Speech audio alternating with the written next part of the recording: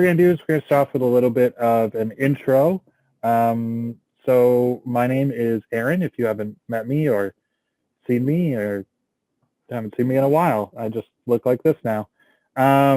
So my name is Aaron. I'm the manager of customer success over here at commonsku, and I'm with my colleague Bre, who is a senior customer success Specialist.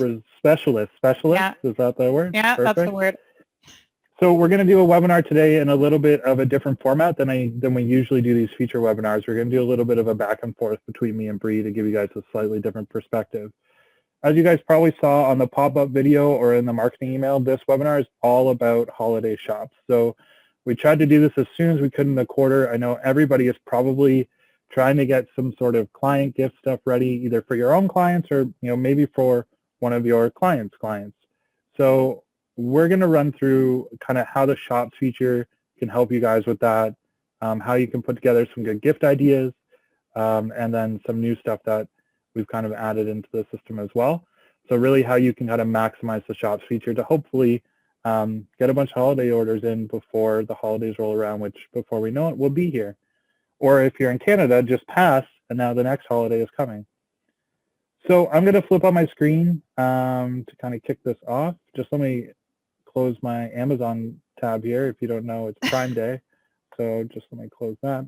All right, so what we're going to do first is I'm just going to run through a couple of things that you guys might not know about or things that are new that have been added in the last week or so to kind of help you out with these holiday shops. So on the left-hand nav for everybody, you have this collection section. And if you haven't looked in here already, it is a treasure trove of ideas for everybody, either for presentations or for shops.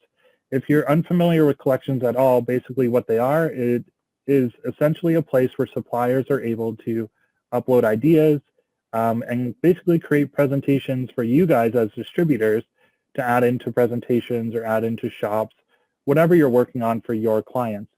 So instead of having to do an ESP search or having to do a Sage search all the time, and if you were at sessions, I think Catherine threw up some stats about what percentage of the day that salespeople use just doing product research, and it was over half, I believe. This is a way to look at stuff that's curated specifically for commonsku users. So you'll see in here, it shows you like the name of the collection, shows you when it was created, and then it has the supplier logo in there, which you can then click into and take a look at. Like you have this really great one from AZX or AZX, depending where you are, where they created actually a 'Tis the Season one, which is hilarious because they posted that today, which is perfect. So you can see I can click into that, and it's basically a bunch of ideas that they've put together for you guys to add into your presentations, add into your shops that are great holiday gift ideas, either for your clients or for your clients to use with their clients. And basically what you can do is you can take this information from a collection and you can add these products in directly into a presentation, directly into a shop without ever having to do a search. And you're probably looking at the screen being like, hey, Aaron, this looks really familiar. Well, it's essentially a gallery for all the distributors that have joined us, which I'm guessing is most of you. When you send a gallery presentation out to your client, this is what it looks like. So what the suppliers are able to do is basically create a gallery-style presentation that they're showing you guys, the distributors, which you can pick and choose from. Again, not having to spend so much time inside of those databases. So you'll see that these collections are constantly updated. I think I looked and we had something like 45 new collections created in the month of September. And you can go through and you can sort by individual suppliers. You can click into the 63 others. So there's about 70 suppliers that have created collections on commonsku. And then you can select, if you really love working with S&S, you can go and select their stuff and it will filter it all out here and you can see all of their collections that they've ever built. How it will default is basically at the highest level, which is going to show you the most recently created collections at the very top, like that one from AZX that was published today. The one I want you guys to take a look at that's very holiday specific, other than this one, which I didn't really know was here until right now.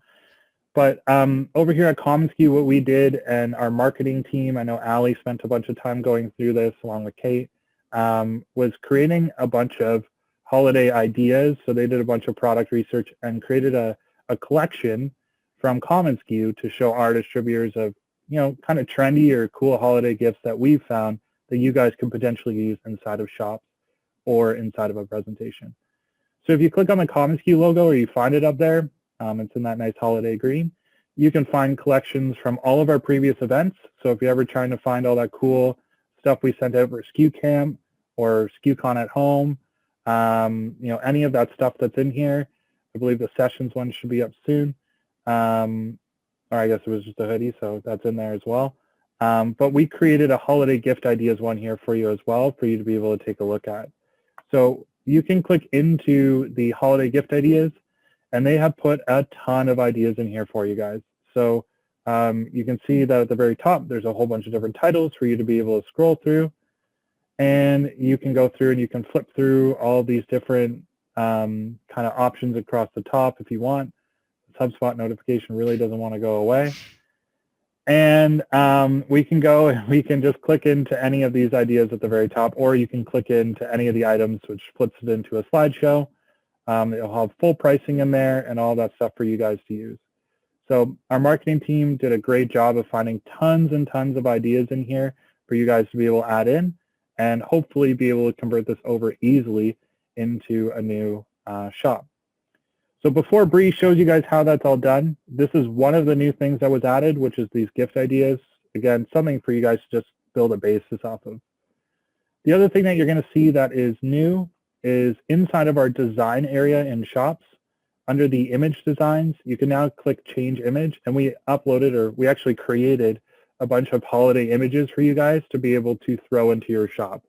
So instead of having to go through and customize all of this the image and resize it and do all this stuff, what we did is we uploaded, I believe it is 12 or 13 different images. There's obviously some standard holiday images, but there's a whole bunch of step and repeats in here.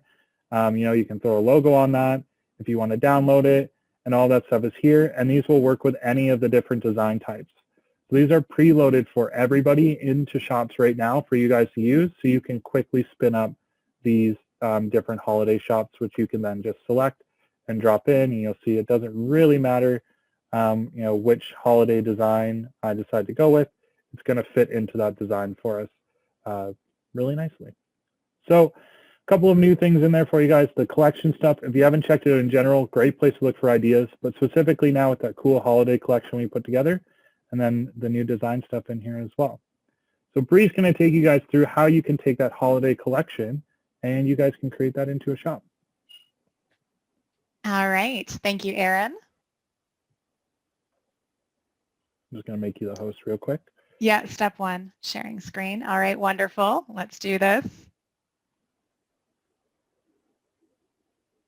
All righty. So I would say step one is actually finding the collection. So I'm glad Aaron already gave us directions to that. Just popping into the collections tab and going into commonsku marketing. At this point, you can dive into the holiday gift ideas collection, and you can be particular about the items that you want to add to your shop, or you can just make it easy and add everything. That's what I'm going to do in this example. It's going to take all of that information that Ali and Kate have put together and gives us the ability to easily pop it into a shop. Now, once we click to copy to a shop, if you've got an existing one you were building out, you can work in there. You can also just create something new. If you want to make a new shop, give the button a click, decide on your shop type, marketing, of course, in this case, and then you can start working directly inside of the shop settings. So I'm actually just going to dive into some shop settings. A few things I want to cover in here. I'm also going to include a couple hacks as well, because I do like to take things a little bit further when we're doing our webinars. Why keep it basic? So starting with the basic settings, you can, of course, set an expiry date on the shop. So if you would like people to order by a certain time frame, you can set it to expire. That way they're not able to order afterwards. You can also password protect your shop. So if that's appropriate in this case, feel free to add a password. Just be sure to give that to the shoppers when you're sending it out. If we scroll below, you've got the splash screen, and then you've also got the checkout message. So putting nice and important information that you want to communicate to your shoppers. One thing that I think is really fun with marketing shop checkout messages is to add some hyperlinks in here as well. So share they're done with the first shop. That's excellent. This is a really good opportunity, though, to let them know what else you have to offer. So if I've created other branded merch stores, maybe a marketing shop with our branded merch, or even taking that working with us online shops template and created something for the client, I can link that through this area. Just in case you weren't aware, the hyperlink icon is available just in this top section. You can highlight the text you want to link, give it a click, and then embed it right there. Now, the quick hack that I'm going to sneak into this marketing shop actually has to do with the contact information, specifically the contact name. So this is an open text field. You can add your name. You can also pop your phone number in this area. I've had a couple requests about adding phone numbers to contact info. That's an easy way to get it. The shopper is also going to see your phone number again when they get that confirmation email. Now, just dipping into the products, Kate and Allie have done a lot of work because they've already added the products for us. So we're really just cleaning it up in this area. You can add in some titles, so nice way to make categories. I've even added some fun little snowflakes into those titles. So if you're familiar with alt codes, you can sneak those in here. Now, a couple edits that I want to go through. Really important when you're building out a marketing shop that you are getting that decoration location in here. This is what allows your client to upload their artwork to the shop. So if there's not a decoration location, they can't upload their artwork. We'll take a look at those art details in a second, but you do want to get all the required information, including the actual location, where is it going. You can pop any pricing in here as well. And then in terms of building out that actual artwork info, if you have a specific decoration method that's being used, you can add that here. Another little hack that I want to sneak into this area is the logo name. The logo name actually shows to your client when they are uploading their artwork. So you can use this area to actually communicate what artwork uploads you'd prefer. So I'm just making it really clear I would like vector artwork from here. Aaron's going to be able to show you how that actually looks inside of the shop. Now, if we look to the right-hand side, the client is actually going to be able to upload their own image. So you don't need to select the artwork at this area. That is something they'll be able to do when they're checking out. Now, some of you might be thinking, well, what if I don't want the client to upload artwork? So what if I'm actually selling branded merchandise, which is a really common use case with marketing shops? In that case, just don't add one of those decoration locations. If that's not in there, they can't upload their details, so you can leave that blank, and you can always just add it to that final sales order that comes through. Of course, if you're doing branded items, you can always be swapping around these images as well. So if you have created a nice branded image, you can pop that in here rather than having the standard one. One final hack we're going to do in this area is also to do with images. So common thing with marketing shops is wanting to communicate to your client where their logo is actually going to be going. So I've actually taken this bag, I believe this is from Brentwood line, and I just did a little bit of mock-ups in Paint 3D. I made a Your Logo Here type area so that they can see where that imprint would be. That's all we're going to touch on for products. If we just move down to the design, as Aaron mentioned, now when you click to change image, there are multiple images to choose from. I recommend first that maybe you hammer down the theme that you want and you can see what image fits best there. So for example, here is this image on the billboard theme. We can swap it to the featured theme as well. And then of course, there's also split. Aside from playing around with those images, one other feature you may not have been aware of is that this text here can also have an image uploaded to it. So the shop that Aaron showed had a little car in this section. This is where some teams choose to either add their logo or maybe a nice little festive holiday image. We can always have that avatar there as well. Now, once this is done, we are going to send it out. So Aaron, I'm going to email this back to you. If we just click Actions, we're going to email out the shop. Now, this shop was not created for anybody in particular, so when I'm sending it out to Aaron, I'm just going to type out his email address. We can definitely make life easier by creating a pre-written template here. So you've got your email templates. I'm just going to pop in the shop one. And then, okay, we'll sneak in one more hack in this area. For anyone who wasn't aware, you can actually take these shop hyperlinks and even embed them into your email text. To do that, I'm just going to cut the link. So I'm using Control X on my keyboard, highlighting the text I want to add that into, and then using that really helpful Insert Edit Link icon just to paste back that URL. So that makes it a nice simple click here for the client. It's going to clean that up inside the email body. So I'm clicking to send that off. It's now in Aaron's hands, so I'm going to toss it back to you, Aaron. We can take a look at how the order is going to go. Thanks, Bre.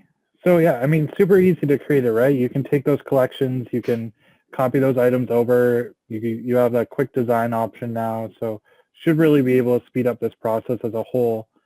Now, I've already opened Bre's email, and I opened it in a tab. So if I'm the end client, this is kind of what I'm seeing when I click on that link. A couple of just really quick things. I know Bre was throwing some hacks in there. You can also take that link from the email screen, or even when you're inside of the shop, if you click Actions and you click Preview Shop, the link in your URL at the very top, you can take that. If you guys are using any sort of marketing automation system, if you're using MailChimp or HubSpot, Constant Contact, Wishpond, any of those, you can just take that link and you can use that in any sort of mail campaign if you're trying to send it out to all of your clients at once. If you want to do kind of an e-blast that way as a holiday e-blast. So it will also work kind of in that direction if you're trying to send that out. So when I jump in, obviously the first thing I'm seeing is the splash screen that Bre created. I know one of the questions inside of the chat was, do you have to have this? And the answer is no. If you don't put any text inside of the splash screen, then nothing here will show. It will end up taking me straight to the home page. So for the end client experience, it's super simple, right? They jump in, they take a look, it's nicely designed, there's some custom text. This text up in the top left-hand corner can be a logo, it could be a text, whatever you guys end up designing. So something really for shops is it's meant to be a nice end user experience, but we're also trying to create something that's going to be super simple. So if I'm the end client, I'm going in to start shopping right away. I've got all these nice little titles that have been set by Bre. There's this cool little snowflake in here that I didn't know we had, which is kind of nifty. And same thing, right? I can scroll through. Bre was showing you guys these examples of the bags with the different logos on it, or the Your logo here, which she did really quick in Paint 3D. So as a client, I can pretty much quickly scroll through and I can say, this is the item that I want. I can tap Add, and I'm going to select, what color I want, the quantity that I want. You can see that the minimum is going to be enforced based off of whatever the first column pricing is. So if I try and order 8 because I'm sneaky like that, it won't actually let me do it. It says minimum quantity is not met. So I'll say, yeah, you know what, I'll splurge for the extra 2 bags. And then because Bre did upload the artwork area for this specific bag in here, I can go and I have to click Upload Logo. So this is where it says, hey, upload your vector artwork here. I say, no problem. I'm going to click on my logo. And this is where I'm going to be able to upload my logo here. So I select something that drops it in. Great. And you can see from here on forward, I can check out. Now, if there is a spot for artwork here and I haven't uploaded it yet, it won't allow me to check out until I actually have selected the artwork. So you can't make the artwork space available and the client can't just ignore that and check out anyways. It's kind of either you have them upload their artwork or you don't. So from here, I'm going to check out, tap the checkout button, and then I have kind of full information here to fill out. And one of the things you'll see with Marketing Shop specifically is it asks whoever's checking out their company name. Now, Bre's going to show you why it does this. But essentially it's so when this order gets back into commonsku, it's going to allow you to match up who this order belongs to. So it's going to basically show all the information that I'm filling out right now, which I'll just throw in really quick. Let's do same as billing. Your client can leave you a little checkout note like, was pretty easy, Bre. And then I'm going to submit the order. I'm going to have to put in a real email address, so you can see that that's actually in there. Let's throw my commonsku email in. And I'm going to submit that back. And then again, this thank you message is going to be completely custom. You can see Bre has done some kind of nifty things in here by hyperlinking some other shops that are in here as well. So now that I've submitted that order, Bre would have got an email notification. So end client goes through it, super simple, nice and smooth. And then it goes back to Bre who gets a notification. She's actually going to show you guys what are the last steps once you get an order through a Marketing Shop.